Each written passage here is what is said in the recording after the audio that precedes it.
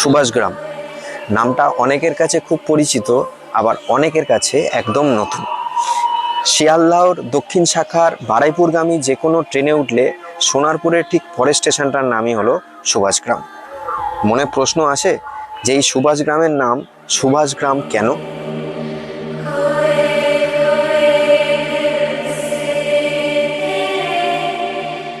কেন এই গ্রামকে জাতীয় গর্বের স্থান বলা হয়?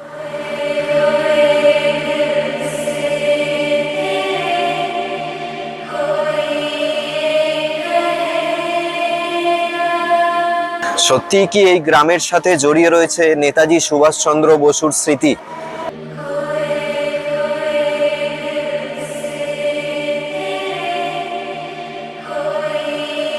আর কি কি রয়েছে এই গ্রামে, বিস্তারিত তথ্য সহ সমস্ত কিছু দেখাবো এই ভিডিওর মাধ্যমে।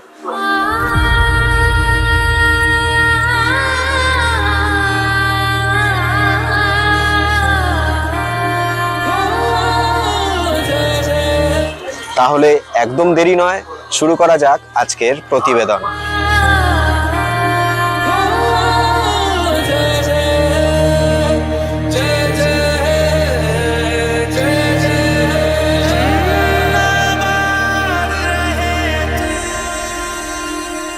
ছোটবেলায় আমাদের ছিল না কোনো আয়রন ম্যান, ছিল না কোনো সুপারম্যান, ছিল না কোনো অ্যাভেঞ্জার্স। আমাদের পাঠ্য বইতে একজনই আমাদের রিয়েল সুপার হিরো ছিল, তিনি হলেন নেতাজি। আজ 23শে জানুয়ারি নেতাজি সুভাষচন্দ্র বসুর 129তম জন্মজয়ন্তীতে জানাই বিনম্র শ্রদ্ধা এবং প্রণাম। নমস্কার বন্ধুরা, আমি সুব্রত। এন্ড থেকে শুরুর আরও একটি নতুন পর্বে সকলকে জানাই স্বাগত। আজকে আমরা এসে উপস্থিত হয়েছি সুভাষগ্রামের কোদালিয়ায়, যেখানে রয়েছে আমাদের দেশের স্বাধীনতা সংগ্রামী বীর নেতাজি সুভাষচন্দ্র বসুর পৈতৃক ভিটে। আজ আমরা সেই নেতাজি সুভাষচন্দ্র বসুর পৈতৃক ভিটে পরিদর্শন করব এবং তোমাদেরকেও এই ভিডিওর মাধ্যমে তার এই পৈতৃক ভিটে পরিদর্শন করাবো। সুভাষগ্রাম শিয়ালদার দক্ষিণ শাখার এই স্টেশনের গরিমা অতি প্রাচীন।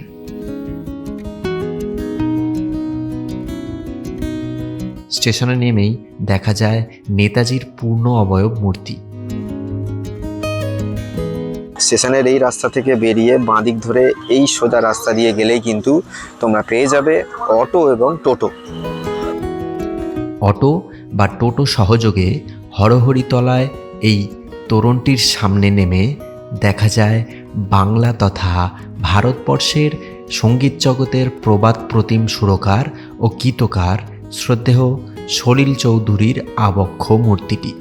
দক্ষিণ 24 পরগনার এই সুভাষগ্রামে ছিল তার মামার বাড়ি। এই মামার বাড়িতেই কেটেছে তার শৈশবকাল। পড়াশোনা করেছিলেন এই সুভাষগ্রামের হরিনাভি উচ্চ বিদ্যালয়। পরবর্তীতে সেই বিদ্যালয়েও দর্শন করব এই ভিডিওতে। এবার এই তোরণের নিচ দিয়ে সম্মুখভাগের রাস্তা ধরে ডান হাতে নেতাজি মাঠকে ফেলেই ডান দিকের রাস্তা ধরে আমরা উপস্থিত সুভাষগ্রামের গৌরব নেতাজি সুভাষচন্দ্রের পৈতৃক ভিটায়, যে ভিটায় তিনি কাটিয়েছিলেন তার শৈশবকালের কিছু সময়। এই গ্রামের আদি নাম ছিল কোদালিয়া এবং অনেকে বলতো চিংড়িপোতা। দেশের গৌরব স্বাধীনতা সংগ্রামী নেতাজির প্রতি শ্রদ্ধা জ্ঞাপনের উদ্দেশ্যেই এই গ্রামের নামকরণ করা হয় সুভাষগ্রাম। তাছাড়াও বাংলার নবজাগরণের অন্যতম প্রধান ব্যক্তিত্ব পণ্ডিত দ্বারকানাথ বিদ্যাভূষণ, রামনারায়ণ তর্কালঙ্কার ও শিবনাথ শাস্ত্রীরও জন্ম এই গ্রামে। তাছাড়া সুভাষচন্দ্রের পিতা শ্রদ্ধেয় জানকীনাথ বসুও জন্মগ্রহণ করেছিলেন এই গ্রামে। 1885 সালে তিনি এই গ্রাম ছেড়ে ওড়িশায় কটকে ওকালতির অনুশীলনে যান। বাঙালির শ্রেষ্ঠ উৎসব দুর্গাপূজার সময় স্বয়ং নেতাজি আসতেন এই বাড়িতে, থাকতেন দোতলার শয়নকক্ষে। এই বাড়িটি এখন পশ্চিমবঙ্গ হেরিটেজ কমিশনের তত্ত্বাবধানে সংরক্ষিত।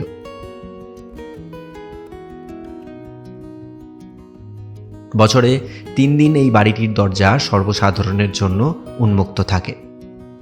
23শে জানুয়ারি, 26শে জানুয়ারি এবং 15ই আগস্টের দিন সকাল 8টা থেকে বিকাল 5টা পর্যন্ত। দ্বিতলের শয়নকক্ষে নেতাজির ব্যবহৃত কিছু আসবাবপত্র যেমন খাট, বিছানা, টেবিল, তার পিতা জানকীনাথ বসু এবং মাতা প্রভাবতী দেবীর ছবি, আলমারি এবং চায়ের কেটলি সমূহের দর্শনও পাওয়া যায়।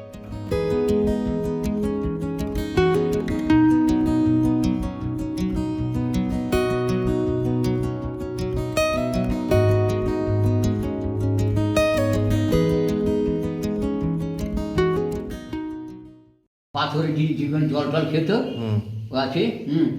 আর ওই সাইডে আলমারি, বুঝেছো? আচ্ছা, এটা হচ্ছে পড়াশোনার বইটা, বুঝেছো? আচ্ছা, এইটা হচ্ছে ওনার খাট, এই খাট উনি থাকতো। আর ওটা সব বসার জায়গা। উনি দুর্গাপুজোর সময় আসতেন এখানে, তখন থাকতেন। হ্যাঁ, দুর্গাপুজোর সময় এখানে আসতেন ঘুরতে, তখন এখানে থাকতেন। ও এতে ছিল কটকে, ওখান সেবার তো ওখান থেকে ও চলে এলো, ও সে বাড়িতে গর্বে নিয়ে নিয়েছে। তার কারণে এখানে ওরা প্রচণ্ড মানে হতো, মানে ভিড় হতো। মানে ভিড় হয় কি, মানে তোমার 23 তারিখে মানে এখানে উদ্বোধন হবে ওই মাঠ, ওখানটায় হলে সব থাকবে, চেয়ারম্যান থাকবে হলে তারপরে লোক ঢোকানো হবে। মানে 8:30 থেকে আর 5টা পর্যন্ত। আর কারণ ফ্রিতে লাইট হয় না তো, মানে এখানে টাইম পার হলে আর 8টা ছেলে থাকে এখানেতে, পৌরসভার কাজ করে, সে থাকবে আর আমি সে থাকি, কিন্তু ওই টাইমটার মধ্যে। শুধু নেতাজির জন্মদিনের দিনই খোলা হয়? হ্যাঁ, 23শে, 26শে, 15 আগস্টে। আচ্ছা। আর আরেকটা কথা বলি তোমাকে, লাইব্রেরি আছে, লাইব্রেরি মিউজিয়াম আছে। হ্যাঁ, ও লাইব্রেরি খোলা হবে, ওখানে লোক থাকবে।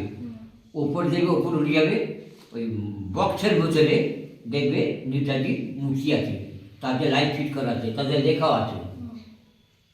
ওখানে লাইব্রেরি লোক থাকে, ওখানে গিয়ে উপরে গিয়ে যেতে 23শে জানুয়ারি। হ্যাঁ, কারণ এখানে প্রচণ্ড ভিড় হয়ে গেছে। মানে পাঁচজন বেশি লোক ঢোকানো যাবে না, 5জন করে একসাথে দেখে চলে যাবে, তারপর ফের আবার যে নেমে যাবে, তার ফের লোক ঢোকানো যাবে, তার বেশি ঢোকানো যাবে না। কারণ দরজাটা আছে, পড়ে গেলে কিন্তু কেউ ঢুকতে পারবে না।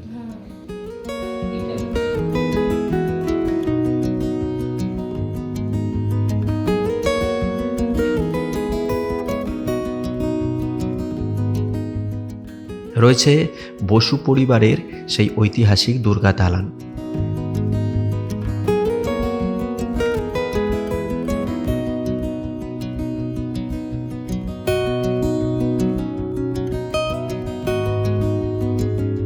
যে দুর্গা দালানে দুর্গাপূজার সময় উপস্থিত থাকতেন স্বয়ং নেতাজি। এখনও নিয়ম অনুসারে পূজা হয় এই দালানে।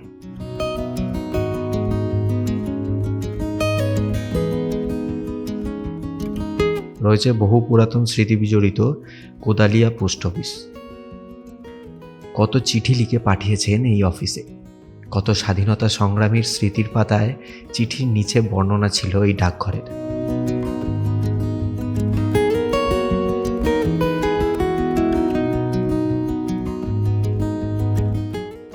তেইশে জানুয়ারির দিন ঠিক এই স্থানেই কিন্তু নেতাজির একটি আবক্ষ মূর্তিতে সকলে মাল্যদান করেন, আর এখান থেকেই যারা দর্শনার্থীরা আসেন তারা ভেতরে যান।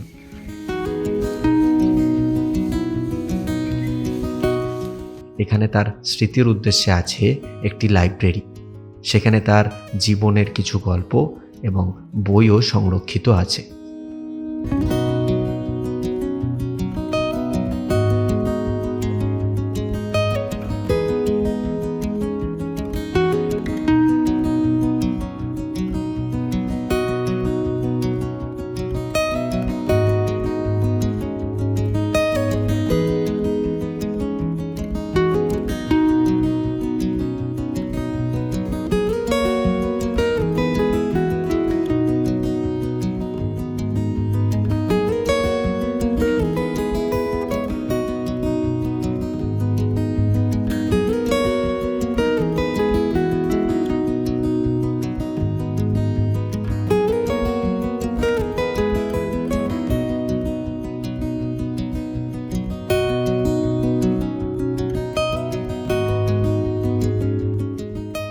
কিছুটা সময় কাটিয়ে এই ঐতিহাসিক স্থান থেকে বের হয়ে হরিনাবির দিকে ছুটলাম।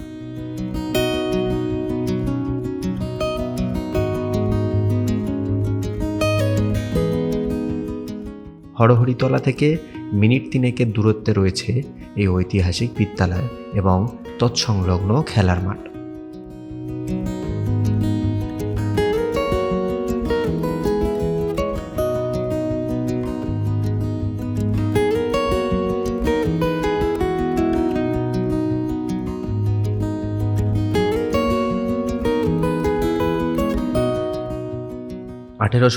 সালে স্থাপিত 150 বছরেরও বেশি সময় ধরে বহু ইতিহাস বহন করে চলেছে এই বিদ্যালয়।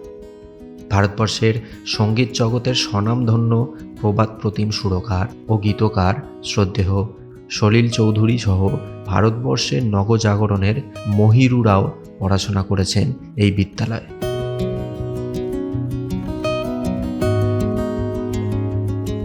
ঈশ্বরচন্দ্র বিদ্যাসাগরের বন্ধু ছিলেন দ্বারকানাথ বিদ্যাভূষণ। তিনি সেই সময় সংস্কৃত কলেজের ভাইস প্রিন্সিপাল। বন্ধু দ্বারকানাথকে সুভাষগ্রামে একটি বিদ্যালয় প্রতিষ্ঠানের পরামর্শ দেন বিদ্যাসাগর। সেই সময় এই সুভাষগ্রামের নাম ছিল চিংড়িপোতা।